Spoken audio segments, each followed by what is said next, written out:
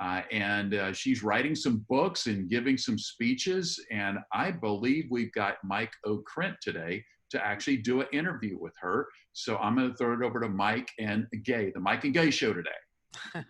Thank you, Gaines. Well, it's indeed a pleasure to have you here today, Gay.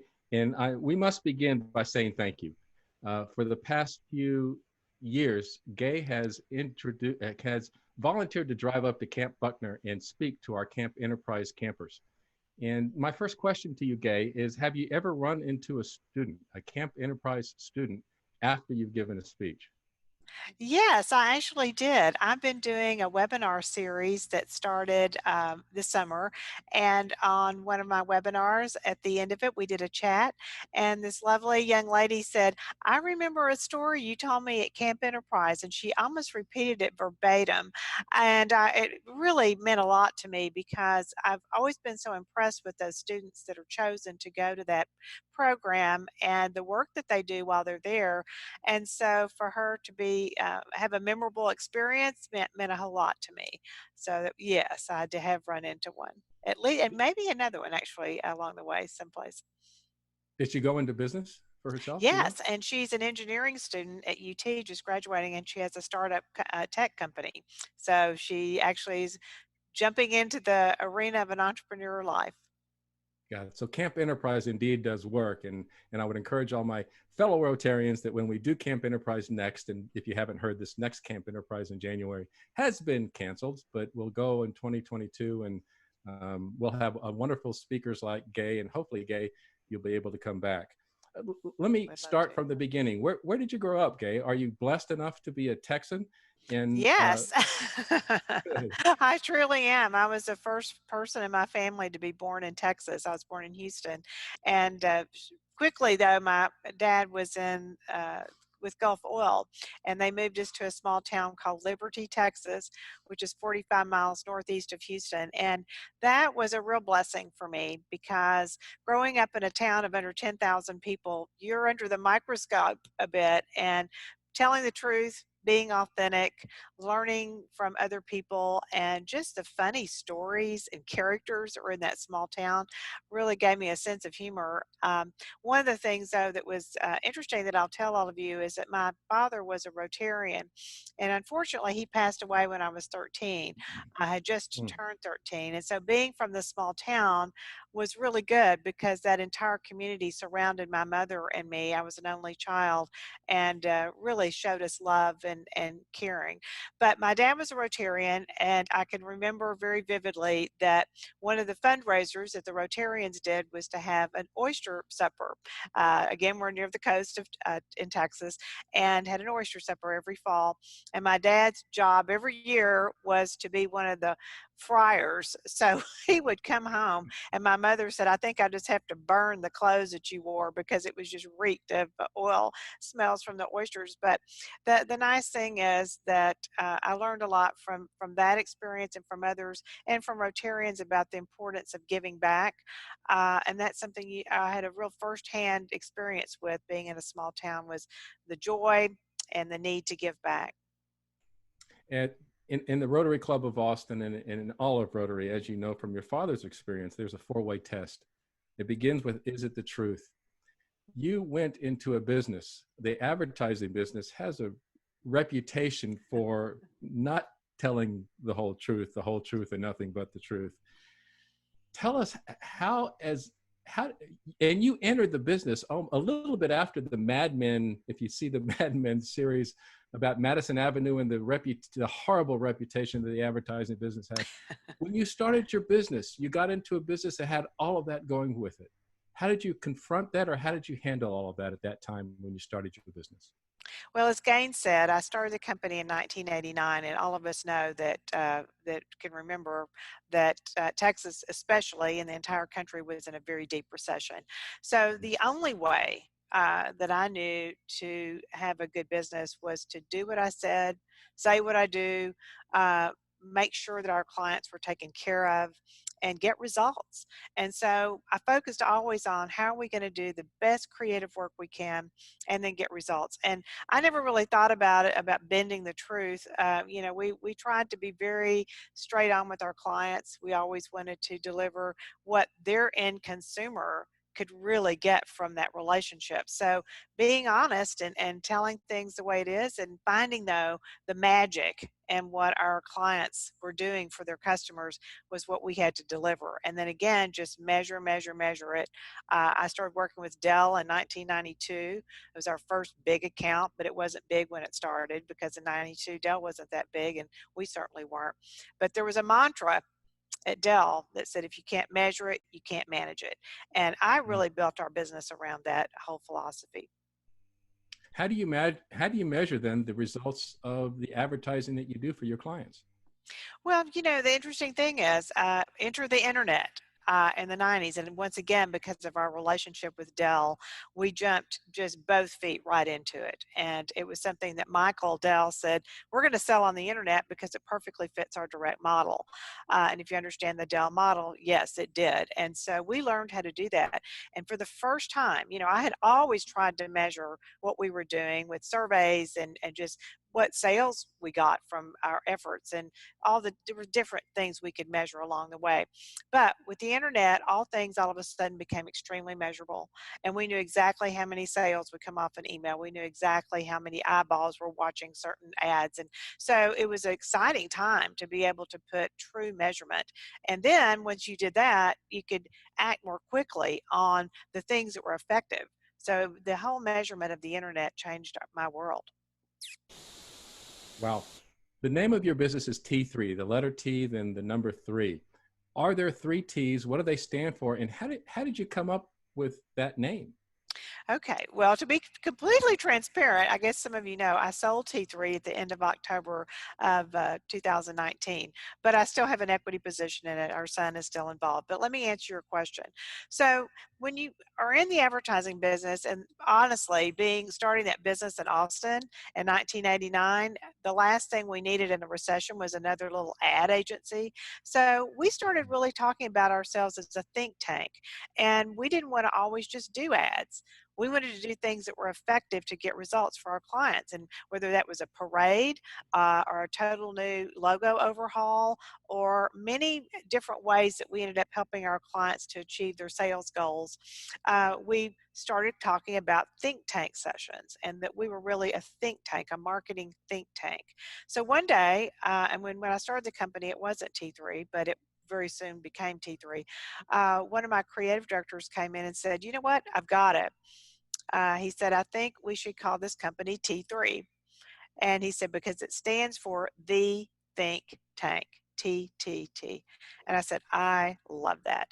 And it was a time where I didn't really want a bunch of names on the door, because if you know ad agencies and law firms and some other professional services companies, you'll end up with a string of the names of the founders and owners of the company on the door. And I was the only owner of T3 and of the company. So I thought, this is perfect. It's memorable, and it will give us a reason to explain our name. So I'd always go into a client meeting or a new business pitch and say, we're T3, and it stands for the think tank, because this is a philosophy on how we're going to work with you. And so it was a great name, and it stuck. Wonderful. Starting a business can be a very tough thing to do, especially at the time that you started your business. Now, there might be some Rotarians on this call today that are thinking about, and what COVID has done is made people think about changing careers, changing jobs. What is your best advice you could give to someone who is thinking about starting a new thing? It has to meet, this is an old Harvard Business School adage, but it has to meet a felt need, and you have to be passionate about it and really know the business. The people that I have seen fail in entrepreneurial efforts is when they don't really grasp what the market is and who's going to buy this and how they're going to sell it. And so I've been fortunate, because I've had this marketing background and been in this business so long, that I watch entrepreneurs and companies fail because they don't have the ability, or they don't have the know-how, and they don't have the scope on how to really make the sales it takes. And honestly, a lot of people just don't know their numbers. And it sounds so basic and rudimentary, but that's a big tenet I always had, is know your numbers. And when I started my company, I knew exactly all the metrics and numbers that I needed to apply to my business. And so I stuck with them. And the amazing thing is we never borrowed a dime to run the company, and I Wow. bootstrapped it the entire time because I was always constantly watching my numbers. And I had to make some tough decisions sometimes in recessions, or when we lost a piece of business or whatever, to make those tough calls to right the ship, so to speak. Mhm. But we did it, and it was just, we always made a profit every year. Knock on wood, I would say, but we did it. Well, congratulations on that success. And congratulations also. I understand I'm going to read from this. Last week, the McCombs School of Business at the University of Texas announced you as a 2020 Hall of Fame inductee. What does that honor mean to you, Gay? It means a whole lot to me. And I think you've all mentioned earlier, I have a Bachelor of Fine Arts and Studio Art from the University of Texas. I do not have a business degree. And so when the dean called me, Dean Jay Hartzell at the time, now he's interim president at UT, and said, Gay, we would like to give you this award and recognize you. And I said, now, Jay, you remember, I'm an art major. I don't have a business degree from UT. And he said, that does not matter. We want to honor you because of your business acumen. And so I was really just stunned and blown away. I had no idea I was even nominated for it. And to be quite candid, I went back and looked through the list, as I always do. I'm a big metrics person. And since the 80s, I think I'm the 9th woman who will ever receive this designation. So for Wow. that reason, it means a lot to me too. And maybe just for an example to set for women down the road. Wonderful. Well, congratulations. It's well deserved. As Gaines mentioned, you are also an author. Tell us about your book, and I'm going to read Cowgirl Power: How to Kick Ass in Business and Life. There you go. I have to show it to you. I There it is. Okay.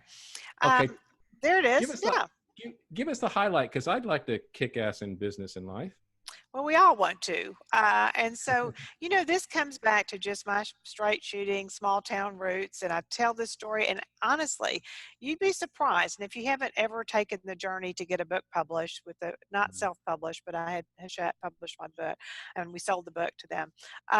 Most business books are written by a ghostwriter, or they have someone else come in and write the book.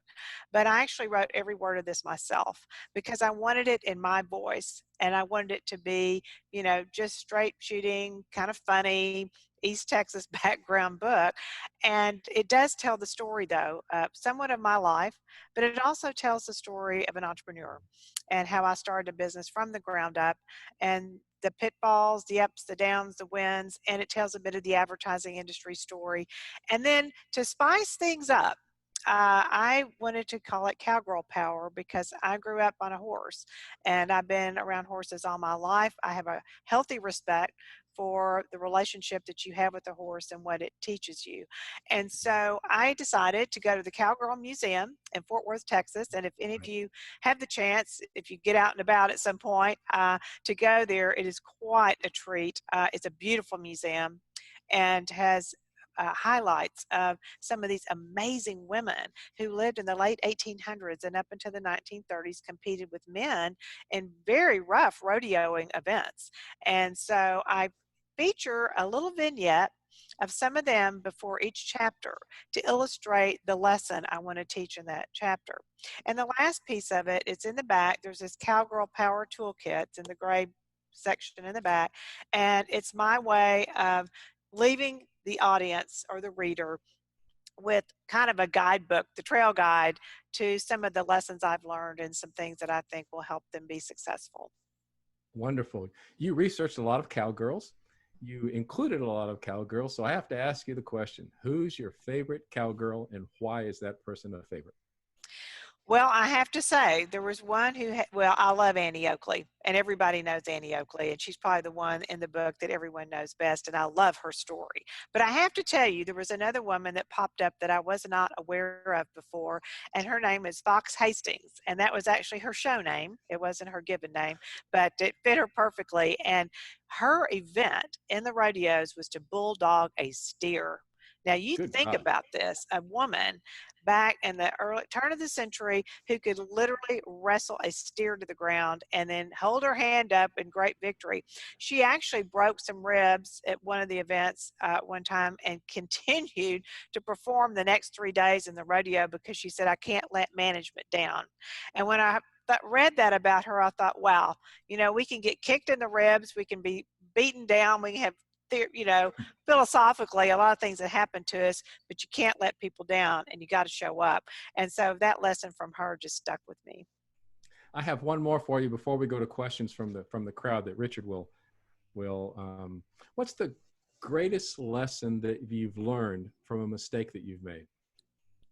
Oh, goodness. The worst mistakes I made in business and probably in life is people you choose to be around you. And that's a very important thing to me, to choose wisely. The people on your teams.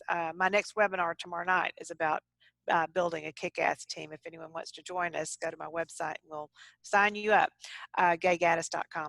But I've chose occasionally some people on my team at T3 who turned out to be just bad apples, so to speak. And I have a really candid phrase that I use in the book. So close your ears if you don't like profanity, but I say sometimes you have to shoot the assholes. And I learned that the hard way because I would see somebody on paper, we'd interview them, they had all the credentials, they had the right references, they had the industry experience, but something in my gut would tell me they might not be a good person. And so, but we let them in. And here they'd come, and before you knew it, within 6 months or a year or less, the entire organization would just surround them, almost like a body tries to a cancer, and want to expel them. And so I've had to let people go, and it was very painful, fierce conversations, but it was the only way to save the company because some people are just that toxic. And it's unfortunate when I would say, why in the world did I not listen to my gut? And I let that person in the organization because it can set you back. And that's probably the costliest mistakes I ever made. Oh, wonderful. Well, thank you for sharing that. Richard, do we have time for more questions or do you want to go with the audience questions? If you got another question you would want to ask, we've got a handful of questions, but up to you. Yeah, I'd love to ask one more. You're an artist, Gay. How does art fit into advertising, into business? I mean, it's not that far of a stretch, but is the art world very different than the advertising world? Yes and no.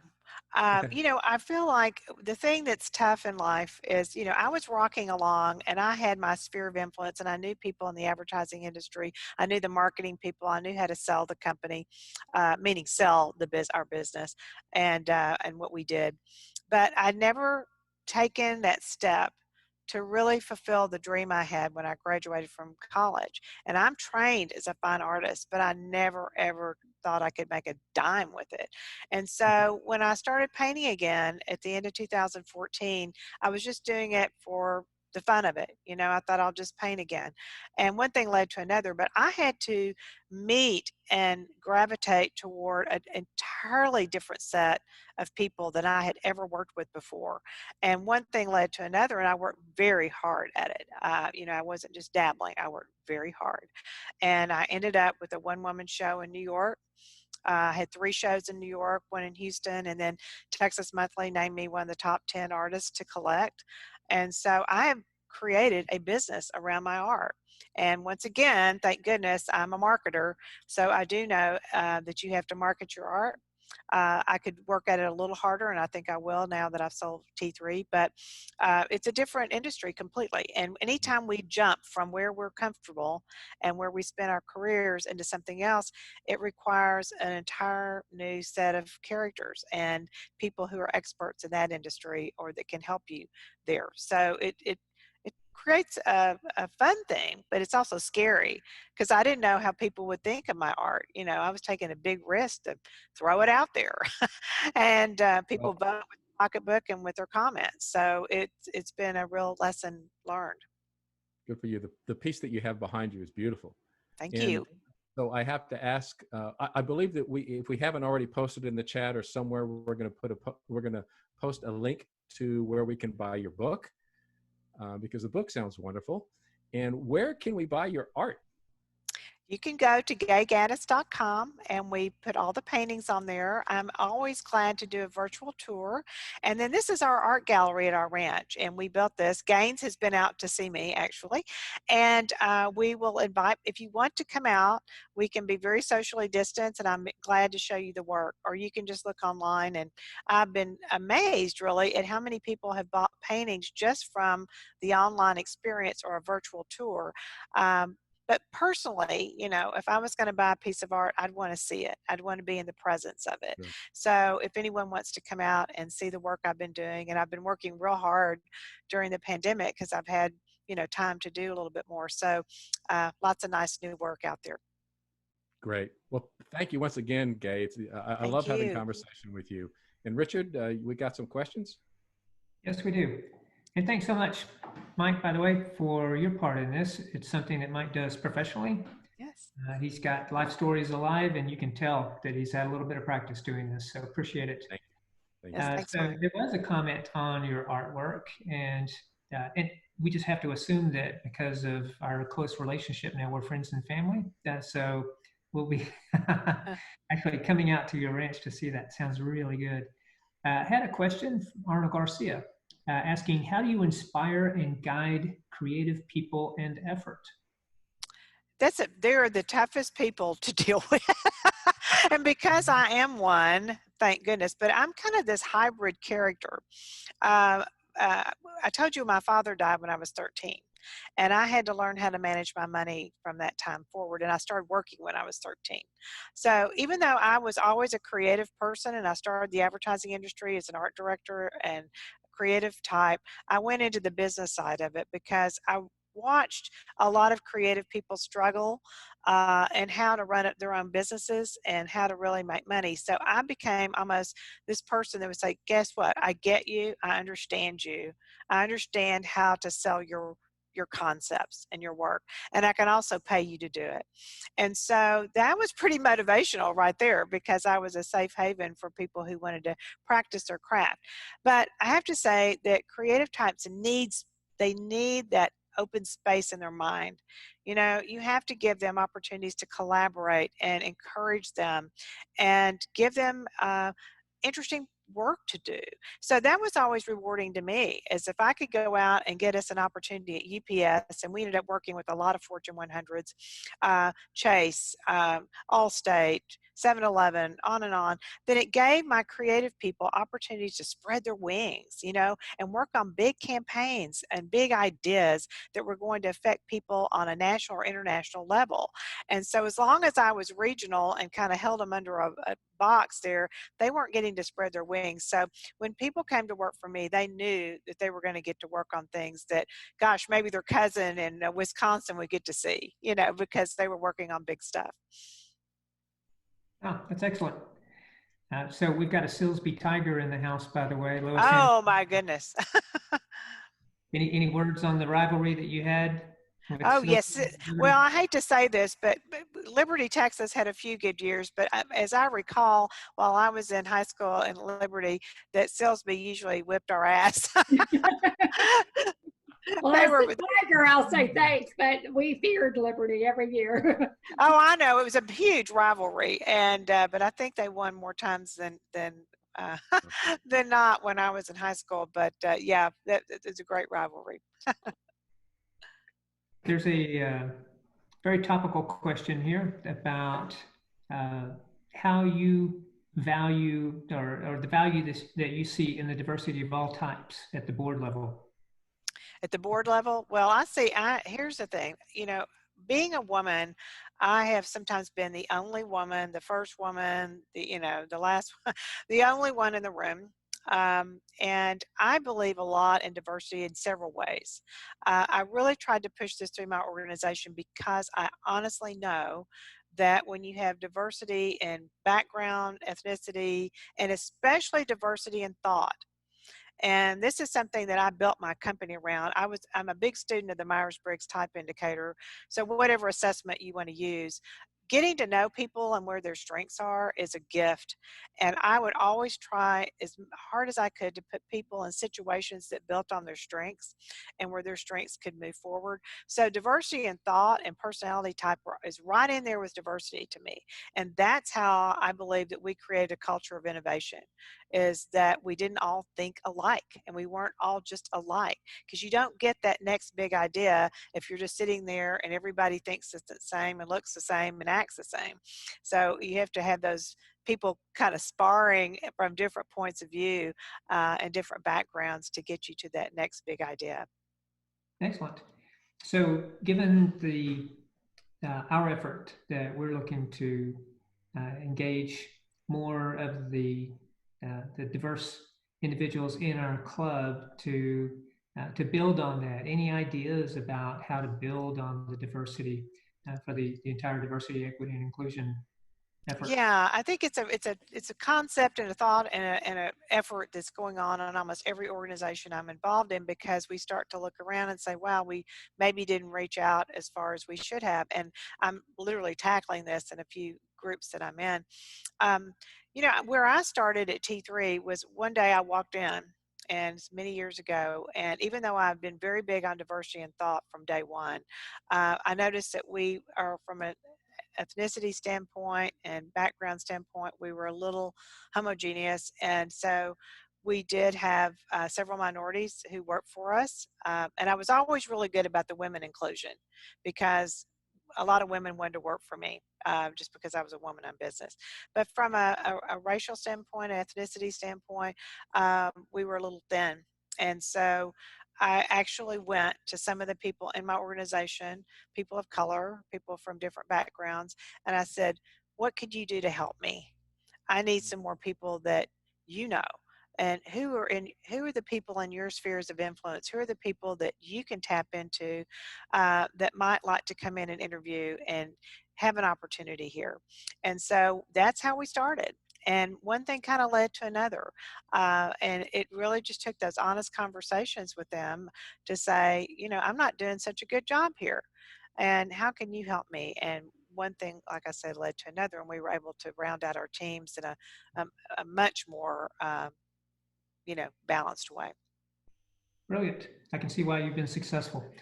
I really appreciate that. And as a club, I'll speak on behalf of us in saying we thank you so much for taking time to help us by sharing your words of wisdom today, as well as those that you've already shared in the past with Camp Enterprise. And this is at least the third time I think that I've heard you speak at our Rotary Club. So thanks. Always good. I have one last thing on the diversity thing. Yeah. Because Rotary does so much good for a lot of different groups, I think getting that out there, that you've probably touched the lives of so many of the type of people, maybe through Camp Enterprise, because I saw that room of young people of all kinds, all backgrounds, all types, and maybe just making sure that, you know, the audience that you're trying to recruit knows that you've been actively working in their communities, you know, or you've been doing things that affect their lives and their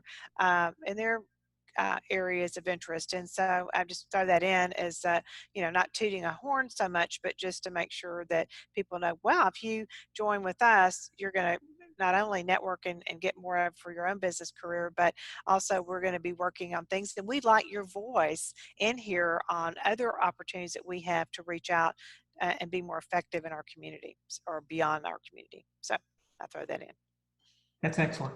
And feel free to join us at any time or every time. I'd love to hear more of your thoughts. So thank you. You may